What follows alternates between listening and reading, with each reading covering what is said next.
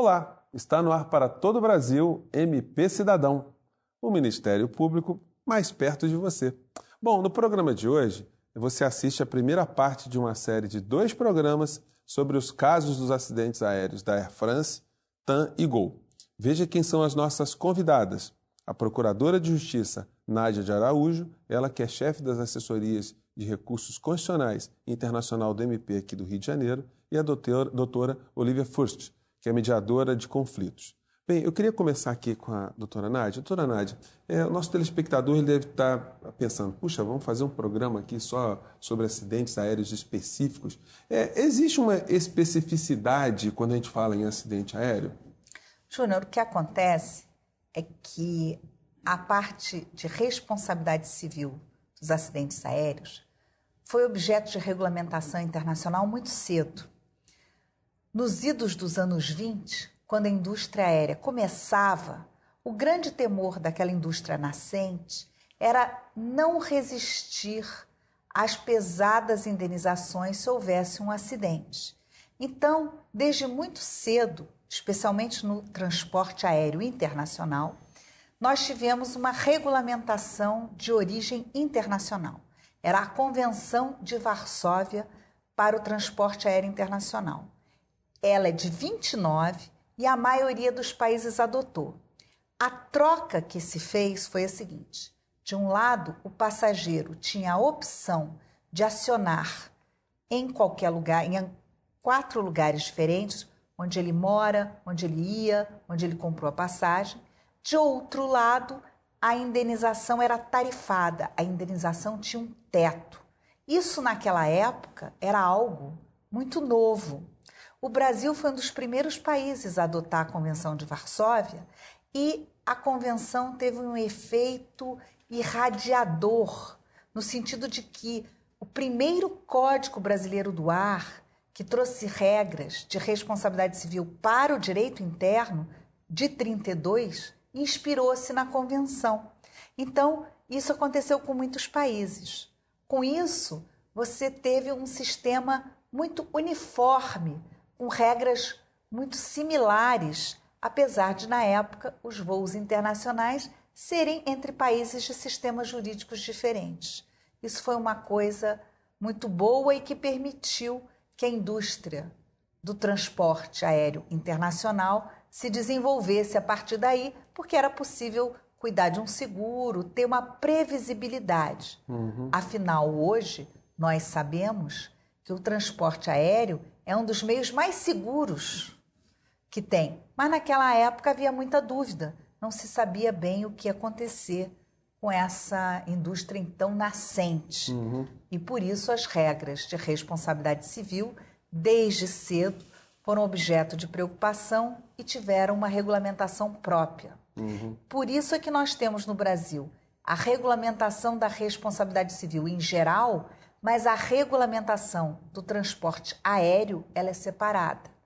Tanto no plano internacional, a Convenção de Varsóvia foi substituída hoje pela Convenção de Montreal, tem algumas mudanças, quanto no plano interno pelo Código Brasileiro Aeronáutico. Doutora Olivia, então é por isso que surge a mediação nesse nosso tema, porque a doutora Nádia nos falou em estados com regime jurídico diferente, enfim, aí surge uma norma tentando amalgamar toda essa diferença, mas surgem muitos conflitos ainda, né? Na verdade, a mediação de conflitos entrou, né, dentro do programa de indenização do voo 447, mais especificamente o último acidente da Air France, né, foi criada uma Câmara de Indenização pelas autoridades públicas, o Ministério Público do Rio de Janeiro, o Ministério da Justiça, o PROCON do Rio de Janeiro, né, para que fosse uma opção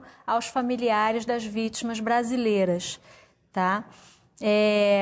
Uma opção ao judiciário, né? Enfim, ao invés da pessoa entrar com um processo judicial para obter sua indenização pela perda de um ente querido, de um parente, montou-se a Câmara com o objetivo de oferecer aos familiares das vítimas do acidente uma alternativa à via judicial, né, para com isso obterem as indenizações por danos morais e materiais pela perda do parente, do ente querido, né, enfim. A mediação entra através das observadoras do programa, né? Foi montado um escritório, né, financiado pela empresa. As observadoras, eu fui observadora do programa juntamente com mais 2 mediadoras, que foram indicadas pelas autoridades públicas para que fossem os olhos dessas autoridades públicas no procedimento, né? no entendimento entre os familiares e os advogados da empresa, né? Da seguradora. Então, né, uma das funções da observadora do programa era a mediação, né? É trazer para essa negociação o equilíbrio, a transparência, a observância pelas partes ao regimento interno, né, que as propostas formuladas pelos advogados da seguradora fossem de acordo com os parâmetros pré-estabelecidos, né? As autoridades estabeleceram, de acordo com as decisões dos tribunais superiores, parâmetros indenizatórios, né, comuns a todas as vítimas, para não haver diferenciação. Um dos pilares do programa era a isonomia, o tratamento isonômico a todas as famílias, né, para que então se chegasse a uma composição de um valor que fosse, né, adequado àquela situação de cada família. Cada família tem uma realidade, né, Júnior? Sim. Doutora Nádia, qual a força jurídica desses entendimentos vindos de uma mediação? As partes podem sempre transacionar, então é na linha da transação. O que aconteceu aqui foi uma coisa peculiar e até pouco conhecida no direito brasileiro. Se você me permite voltar um pouco para trás, eu queria dizer um pouco de onde vem essa ideia de ter... É claro que sempre houve acordos entre seguradora e vítima, mas a sensação que dava é que a seguradora está numa posição de força, uma grande empresa, e a parte um pouco acanhada, depois de um grande acidente, perdeu alguém, um ente querido, às vezes o provedor da família, numa situação de fragilidade e que à mercê de qualquer oferta. Então aqui o desenho era um desenho onde o poder público atua, mas não como num tribunal, atua numa supervisão mais leve, mas dá à parte mais peso. Toda a questão da montagem do programa foi de trazer essa negociação uma equidistância entre as partes. Não deixar que o parente se sinta desamparado, abandonado, como se fosse uma feira. A seguradora vai oferecer qualquer coisa e fica por isso mesmo. Então, a montagem do programa nos levou bastante tempo. O acidente da Air France foi em meados de... Foi maio, foi ao final de maio. O programa foi aberto no dia 10 de dezembro de 2009. Nós levamos algum tempo na negociação, na montagem desse desenho. Onde vai ser, quem vai ser o mediador, quem vai atuar, quais serão os parâmetros, qual é a quantia, os parâmetros de quantia, por exemplo, tinham um valor global para a família, quer dizer, nunca seria menos do que isso. Doutora Nádia, mas qual é a importância do Ministério Público estar envolvido numa questão como essa? O Ministério Público foi assim, um órgão garante. Nós trouxemos o peso da nossa tradição, o fato de sermos naturalmente fiscal da lei nas questões cíveis, é quase como se fosse assim, uma espécie de um TAC. TAC é um termo de ajustamento de conduta que na área da ação civil pública é bastante conhecido. Quando o Ministério Público inicia um inquérito civil para apurar uma situação que uma empresa está agindo, e a gente faz isso muito no consumidor, então a empresa vem e se ajusta, faz um acordo. Foi um pouco assim, não tem esse nome, porque esse caso foi excepcional, mas havia similaridades, pontos em comum com esse instituto jurídico. Doutora Nádia, vou fazer agora um pequeno intervalo, mas a gente volta já já com o nosso MP Cidadão, um tema bastante novo aqui para a gente no nosso programa, né? A gente volta já já.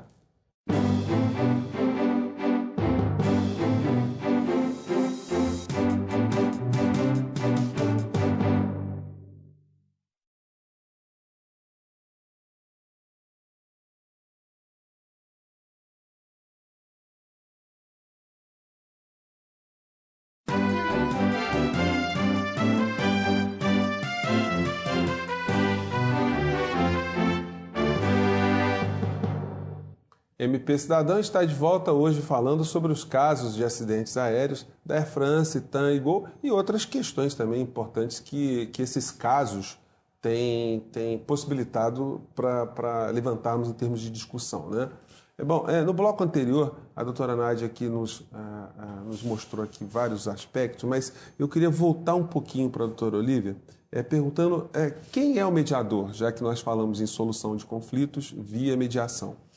Então, Júnior, a mediação ela é um método de negociação assistida, né, por um terceiro neutro que vai focar nos interesses que estão por detrás das posições, tá?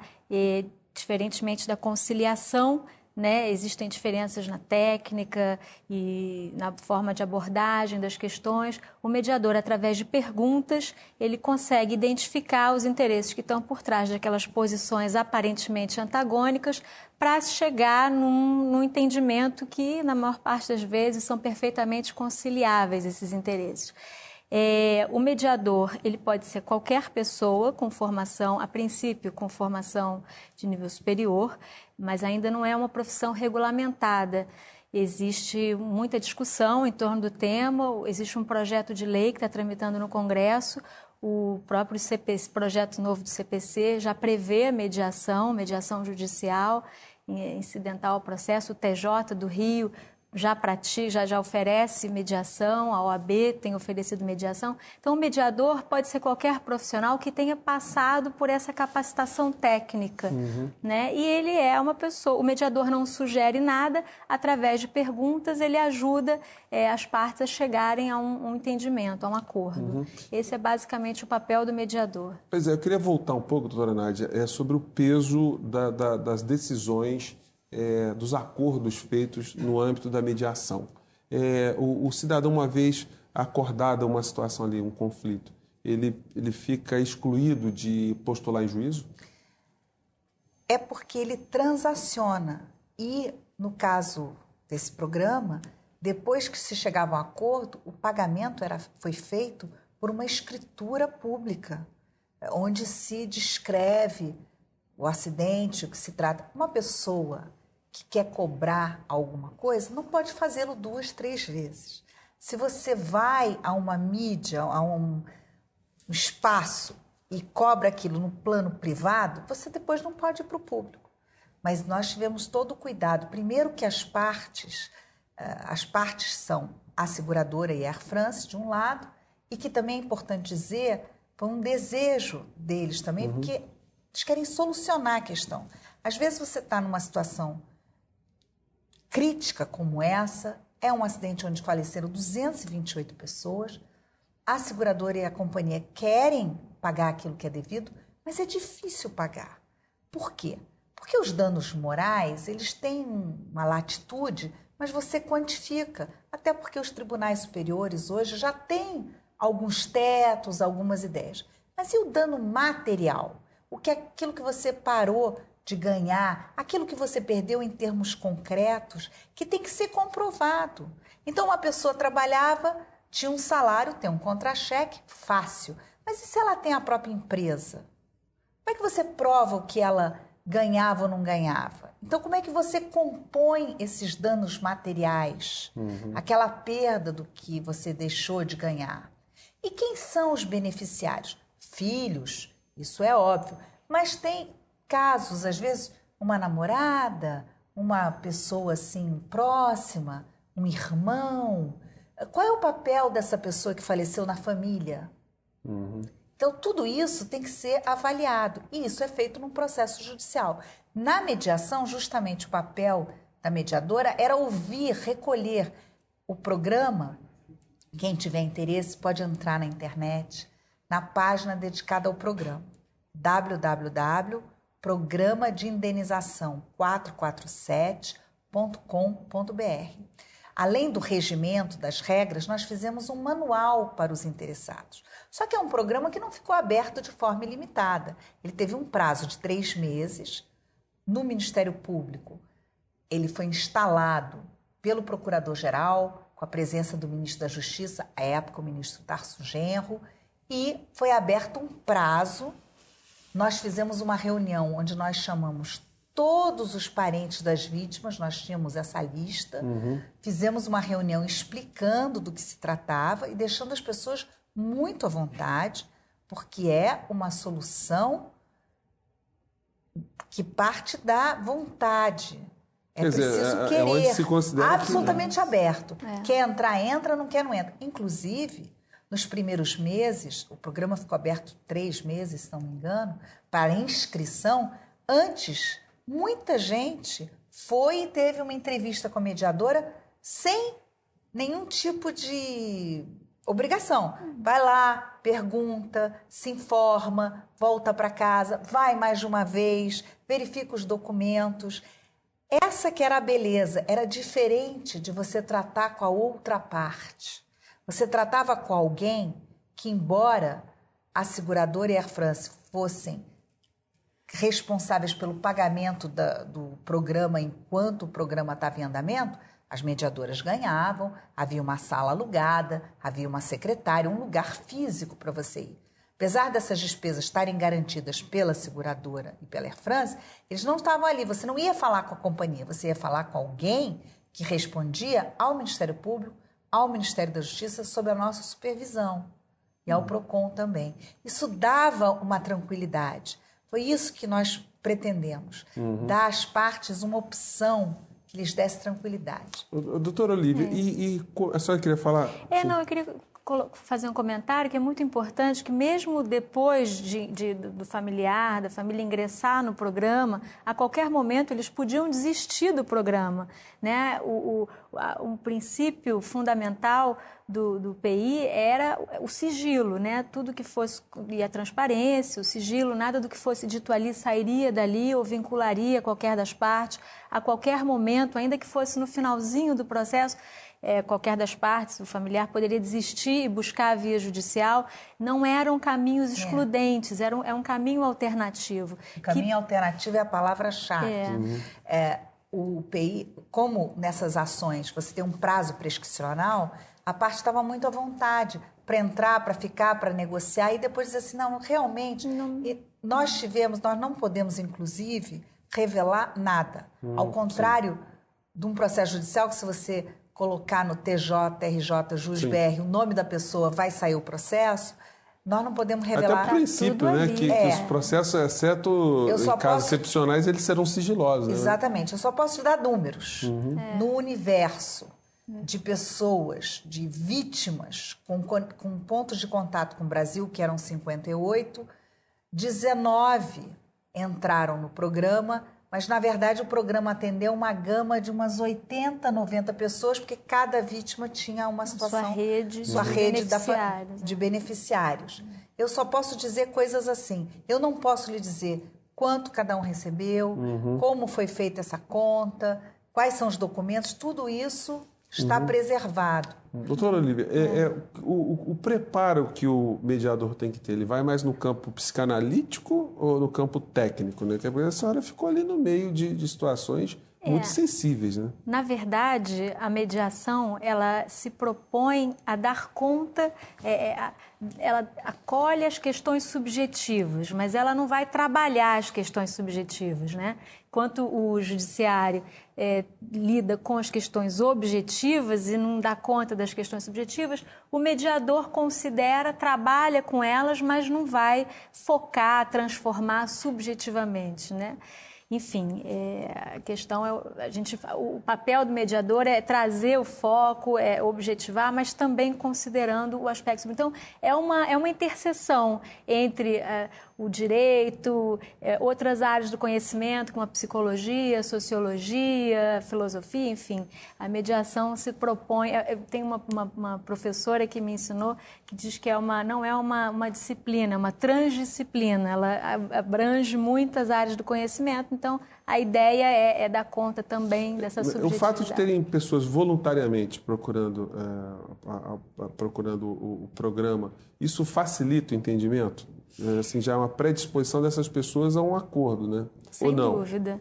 Sem dúvida, sem dúvida as pessoas querem ouvir, a princípio tem uma curiosidade, querem saber do que se trata, não conhecem a proposta, aquelas que puderam se abrir, ouvir, conhecer a proposta, aceitaram o nosso convite de vir à sede para tomar um café e a gente apresentar e explicar, né, como é que funcionava o programa e tal, acabaram ficando, né? Porque realmente a pessoa não tem nada a perder. Ao contrário, as famílias que ficaram e foram até o final fizeram um acordo em muito pouco tempo, né? Em poucos meses a gente já tinha terminado todo o processo, receberam o pagamento, enquanto os processos judiciais perduram até hoje, alguns casos não tem nem sentença ainda. Só para concluir, o familiar fica revolvendo aquele tema, produzindo provas, se submetendo à perícia, que é um caminho doloroso para quem já sofreu uma perda tão grande. Não é? Alguém que já passou por uma experiência traumática assim, se ressente do que os americanos gostam de dizer, a day in court, um dia no tribunal, o seu dia catártico, um pouco de desabafo. E o judiciário não tem tempo para isso. E a pessoa entra com o processo, até ganha, mas fica frustrada dessa falta de atenção. Isso no PI tinha de sobra, muita atenção. Olha, vou ter que interromper a doutora Nádia, porque o programa, embora esteja muito interessante, mas estamos aqui reféns do nosso tempo, né? O MP Cidadão acaba aqui. Nós queremos saber a sua opinião. Mande suas críticas e sugestões para mpcidadão@femperj.org.br. Agradeço muito a participação das nossas convidadas de hoje, a Procuradora de Justiça, Nádia de Araújo, ela que é chefe das assessorias de recursos constitucionais e internacional do MP aqui do Rio de Janeiro, e a doutora Olivia Furt, que é mediadora de conflitos. Na próxima semana, a gente se encontra falando sobre os casos dos acidentes aéreos da Air France, TAM e Gol. Eu espero você. Até lá!